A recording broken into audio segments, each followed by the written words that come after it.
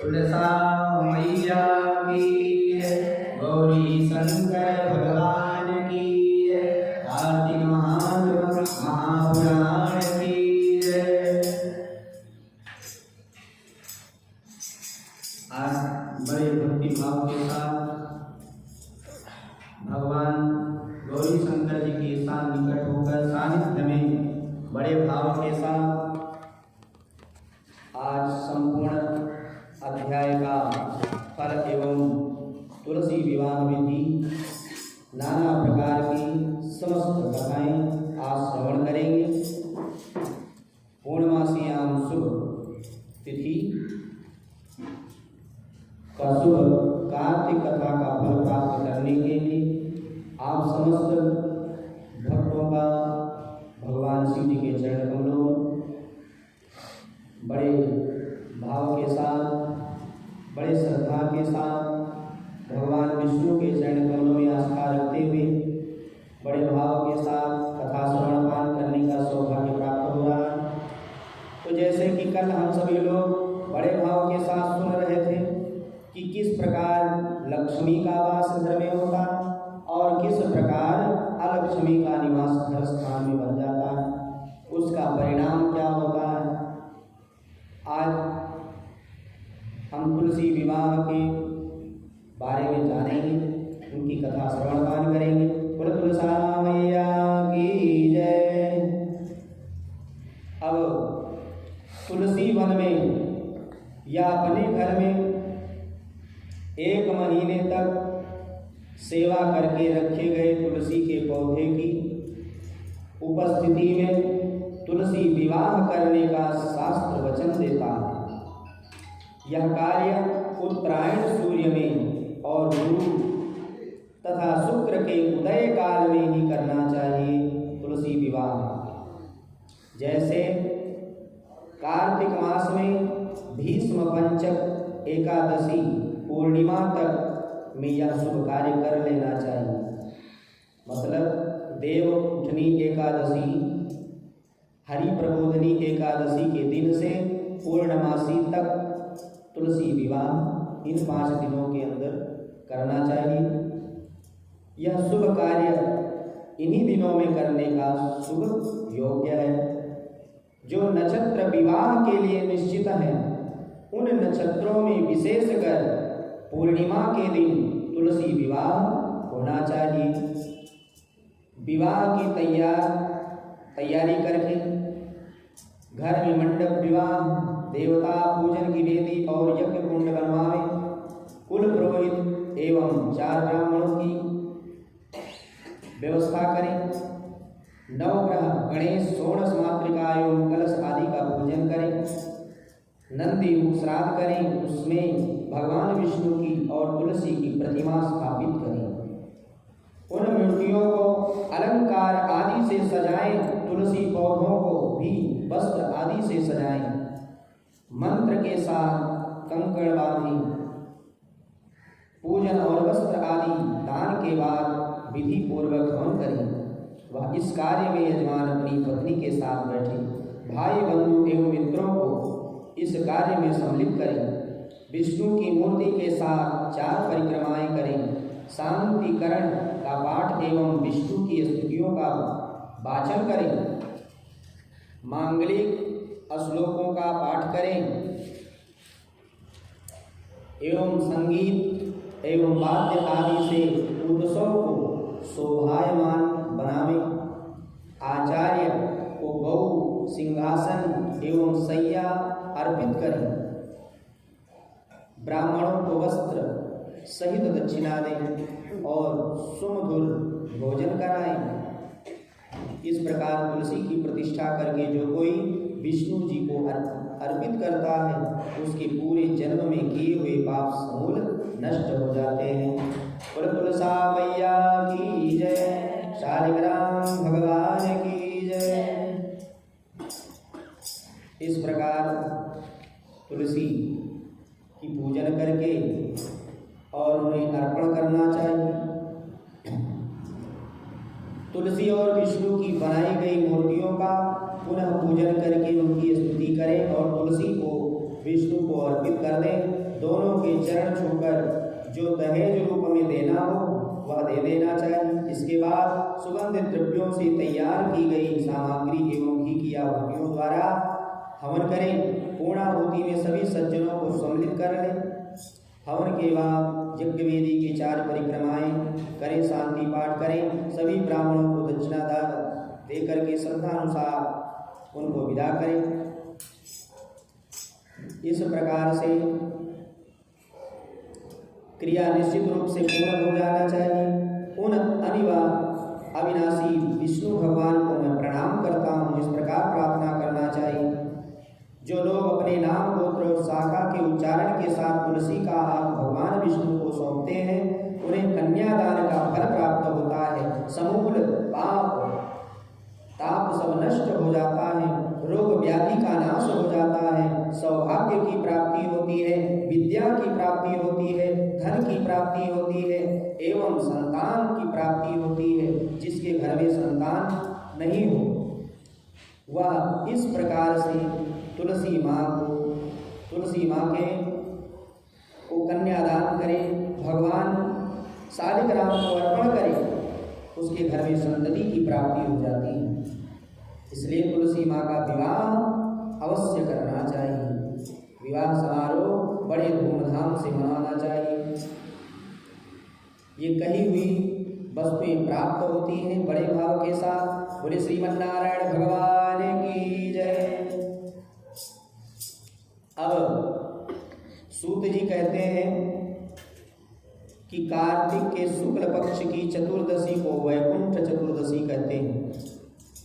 उस दिन आंवले का महान वृक्ष सब पापों का नाश करने वाला है। इस दिन आंवले के वृक्ष का पूजन करना चाहिए। आंवले के वृक्ष की छाया में जाकर राधा सहित देवेश्वर श्री हरि नारायण भगवान श्री कृष्ण का पूजन करें। इसके बाद उनकी 108 प्रदक्षिणा करें। फिर साष्टांग प्रणाम करके श्री कृष्ण की प्रार्थना करें। आंवले के वृक्ष की छाया में बैठकर इस कथा को श्रवण करें। फिर ब्राह्मणों को भोजन करावें, यथाशक्ति दान दक्षिणा दें। पूर्व काल में जब सारा जगत एकावर्ण के जल में निमग्न हो गया था तब समस्त चराचर के प्राणी नष्ट हो गए थे। उस समय देवाधिदेव सनातन परमात्मा ब्रह्मा जी अविनाशी परब्रह्मा का जप करने लगे। तब ब्रह्मा का जप करते करते उनके आगे श्वास निकला।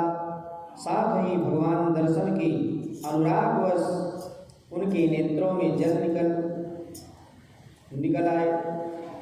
प्रेम के आंसुओं से परिपूर्ण वह जल की बूंद पृथ्वी पर गिर पड़ी। उसी से आंवले का महान वृक्ष उत्पन्न हुआ। उसमें बहुत सी शाखाएं और उपशाखाएं निकली हुई थी। वह फलों के भार से लदा हुआ था। वह सब वृक्षों में सबसे पहले आंवला ही प्रकट हुआ था, इसलिए उसे आदिरोह कहा जाता है। इसका नाम है आदिरोह।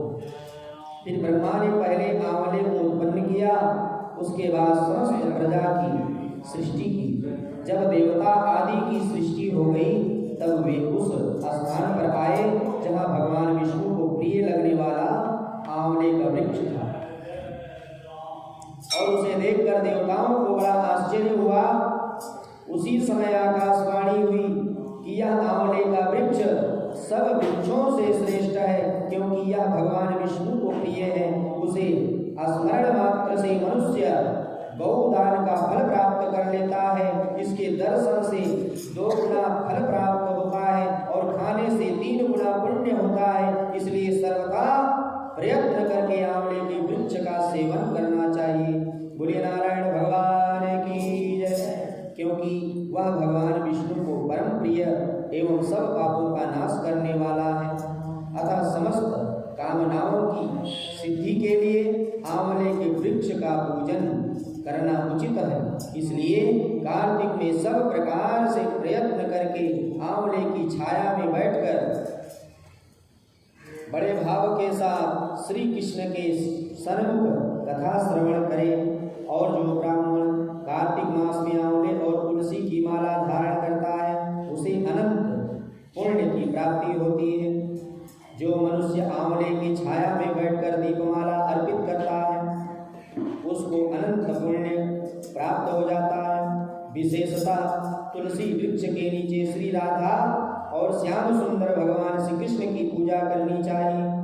तुलसी के अभाव में यह शुभ पूजा आंवले के नीचे करना चाहिए। एक ही बात है, नीचे जो आंवले की छाया के नीचे कार्तिक में ब्राह्मण दंपत्ति को एक बार भी भोजन देकर स्वयं भी भोजन करता है वह अन्न दोष से मुक्त हो जाता है। अन्न का कोई दोष उसे नहीं लगता। उसके घर में धन धान्य आदि की प्राप्ति होती है।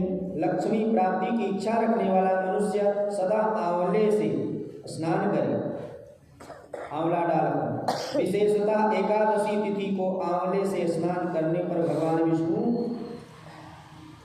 संतुष्ट होते हैं। नवमी, अमावस्या, सप्तमी, संक्रांति के दिन, रविवार, चंद्रग्रहण और सूर्य ग्रहण के दिन आंवले से स्नान नहीं करना चाहिए।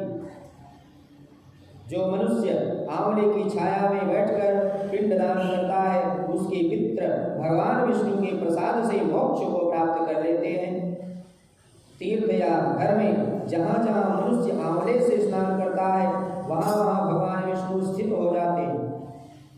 जिसके शरीर की हड्डियां आंवले के स्नान से धोई जाती हैं वह फिर गर्भ में वास नहीं करता, वो जन्म मृत्यु के चक्र से मुक्त हो जाता है। जिसके सिर के बाल आंवला मिश्रित जल से रंगे जाते हैं वे मनुष्य कलयुग के दोषों का नाश करके भगवान विष्णु को प्राप्त होते हैं।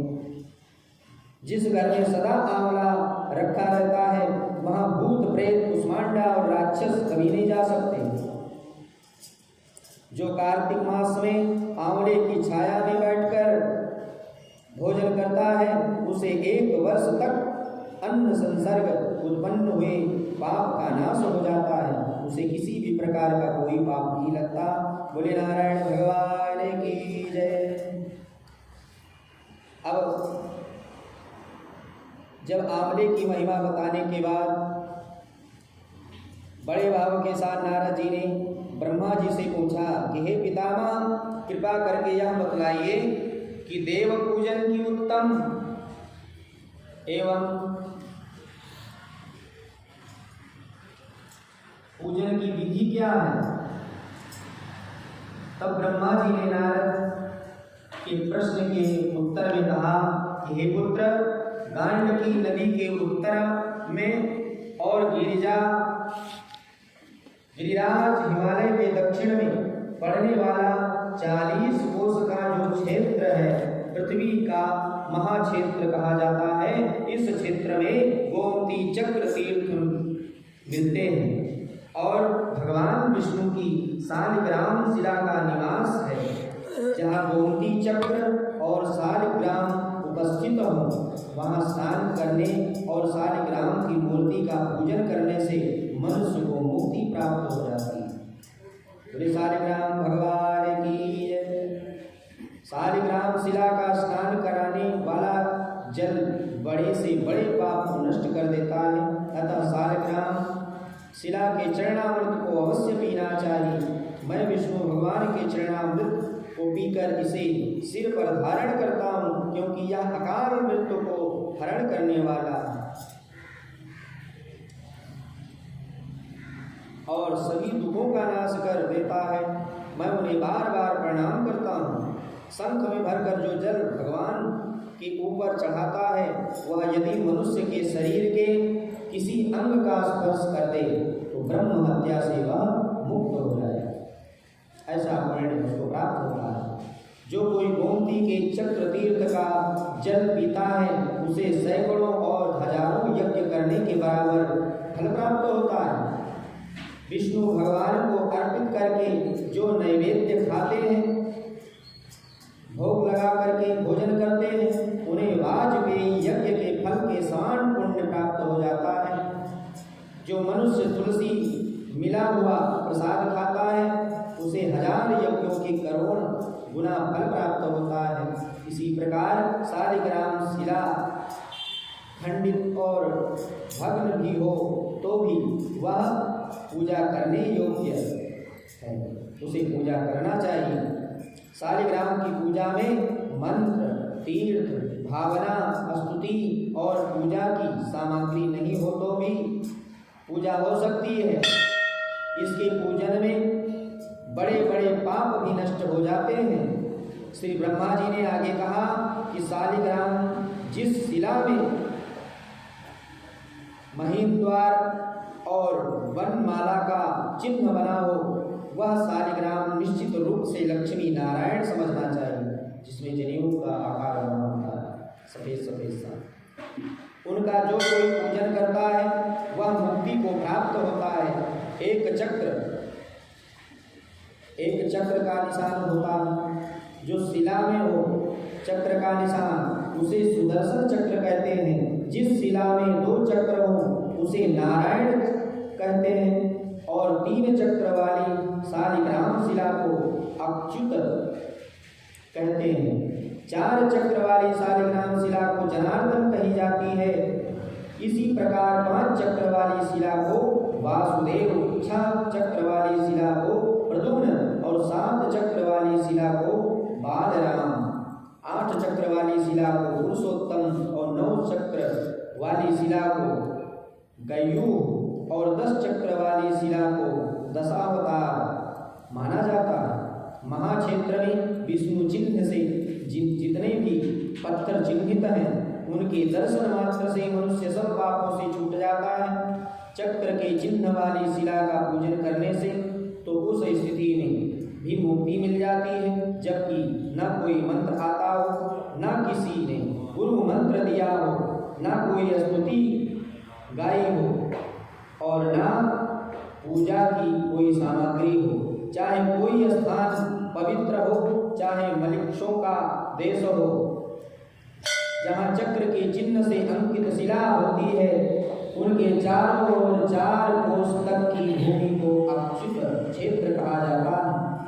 यहाँ आदि किसी का स्मरण हो जाए तो मस्तक पवित्र होकर तपस्वी का जन्म प्राप्त करता है। जो भगवान का पूजन करता है वह बार बार जन्म नहीं लेता। अपनी मनोकामनाओं की पूर्ति के लिए पूजन करने वाले को घंटा अवश्य बजाना चाहिए। जो मनुष्य वीणा बंसी की ध्वनि के साथ भक्ति सहित गीत गाता है वह भगवान का प्रिय हो जाता है। हे नारद, भगवान के आगे यदि कोई मृदंग बजाकर नाचता है तो वह विष्णु स्वरूप हो जाता है।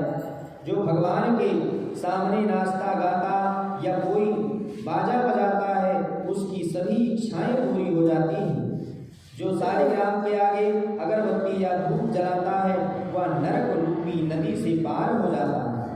जो मनुष्य 5 से अधिक बत्तियों वाली आरती से भगवान का स्वागत करते हैं वे सीधे वैकुंठ हो जाते हैं। विष्णु भगवान के स्मरण से बिना मात्र और बिना विधि के ही पूजा कार्य संपन्न हो जाता है। शालिग्राम की परिक्रमा करने से अश्वमेध यज्ञ का फल प्राप्त हो जाता है। नारद जी ने ब्रह्मदेव से पुनः पूछा कि भगवान, कार्तिक में दीपदान का क्या महत्व है और उसे कैसे करना चाहिए, यह बताने की हम पर कृपा करें। अब ब्रह्मा जी बहुत प्रसन्नचित्त होकर के उत्तर देने लगे। बोले, राधा माधव की भक्ति के लिए कार्तिक में दीपदान करना चाहिए। सोने का दीपक हो तो बहुत अच्छा है, पर यदि सोने का दीपक जुटाना संभव न हो तो चांदी का या तांबे का, मिट्टी का, आटे का, जैसी सामर्थ्य हो उसके अनुसार दीपदान करें।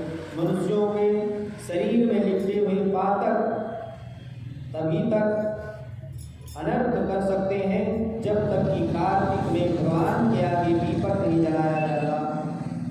अखंड ज्योति विष्णु जी के पास या किसी मंदिर में और तुलसी के पास जलाना अति उत्तम है।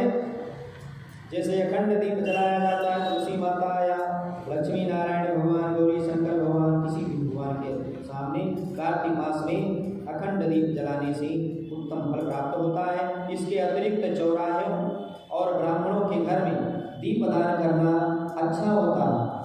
तालाब के किनारे जला हुआ दीपक रखने का भी अच्छा फल मिलता है। घी या तिल के तेल का दीपदान करने से भी सभी इच्छा अनुसार फल प्राप्त होता है। धन धान्य की वृद्धि तो होती ही है और भगवान की समीपता, भगवान की शरणागति भी प्राप्त हो जाती है। बोले नारायण भगवान की जय। अब पंडित लोग मथुरा में कार्तिक व्रत करना श्रेष्ठ बतलाते हैं। माघ की पूजा को प्रयाग में करना श्रेष्ठ मानते हैं। वैशाख की पूजा गंगा के किनारे करनी श्रेष्ठ बताई गई है। हे नारद, तुला के सूर्य कार्तिक में, मकर के सूर्य मघा में, मेष के सूर्य वैशाख में अनिमितः प्राप्त स्नान करने से, हव्य यज्ञ का अन्न खाने से, ब्रह्मचर्य का पालन करने से सब पापों का नाश हो जाता है। मथुरा के दर्शन से सब प्रकार के पाप इस तरह भाग जाते हैं जैसे सूर्य निकल आने पर अंधकार भाग जाता है। वज्र के भय से पहाड़ नष्ट हो जाते हैं और गरुड़ के डर से सारे सांप भाग जाते हैं। हवा के वेग से बादल छट जाते हैं। हवा जोर से चले तो कितना भी बादल हो सब छट जाते हैं और मौसम साफ हो जाता है। और तत्व ज्ञान से दुख भाग जाता है। जब आपके हृदय में तत्व का ज्ञान प्राप्त होगा तो सारे दुख भाग जाएंगे और सिंह के भय से हिरण भाग जाते हैं। अतः मनुष्य को श्रद्धा के साथ मथुरा नगरी के दर्शन करने चाहिए। इससे अन्य पापों की तो गिनती ही क्या करें, ब्रह्म हत्या का पाप भी नष्ट हो जाता है, जो सबसे बड़ा माना जाता है। प्रयाग और गंगा किनारे स्थित अन्य तीर्थपुरियों की भी ऐसी ही महिमा है। इन सभी स्थानों में स्नान, जागरण, दीपदान, तुलसी सेवन, भगवान का कीर्तन करना ऐसी क्रियाएं हैं जिन्हें करने से मनुष्य विष्णु के समान पूज्य और पवित्र हो जाता है। बोले नारायण भगवान की जय। श्री कृष्ण गोविंद हरे मुरारी, हे नाथ नारायण वासुदेव। श्री कृष्ण गोविंद हरे मुरारी, हे नाथ नारायण वासुदेव। श्री कृष्ण गोविंद हरे मुरारी, हे नाथ नारायण वासुदेव। श्री कृष्ण गोविंद हरे मुरारी, हे नाथ नारायण वासुदेव। हे नाथ नारायण वासुदेव। हे नाथ नारायण वासुदेव। श्री कृष्ण गोविंद हरे मुरारी, हे नाथ नारायण वासुदेव। हे नाथ नारायण वासुदेव। नारायण भगवान की जय। गजानन सरकार की जय। एक बूढ़ी माई थी। दोबारा को जब आएंगे तब लगा लेंगे, सत्यनारायण कथा सुनने आया ना, तब लगा लेंगे। क्यों परेशान है यार? अरे बढ़िया से बैठ के कथा सुनो। आज लास्ट है, कल दोपहर को कर लेंगे, अभी तो टाइम अब एक बूढ़ी माई थी। वह बूढ़ी माई बड़े भाव के साथ, प्रेम के साथ, आपको भी तो मिला था लेकिन आपने खाए। अब वह बूढ़ी माता बड़े भाव के साथ भगवान गजानन सरकार का पूजन करती थी। पूजन के लिए वह रोज मिट्टी के गणेश जी बनाया करती थी। मिट्टी के गणेश जी बना करके बड़े भाव के साथ उनका पूजन करती थी। अब रोज रोज पूजन करने से वह गणेश जी गल जाया करते थे। इससे बूढ़ी माता को रोज गणेश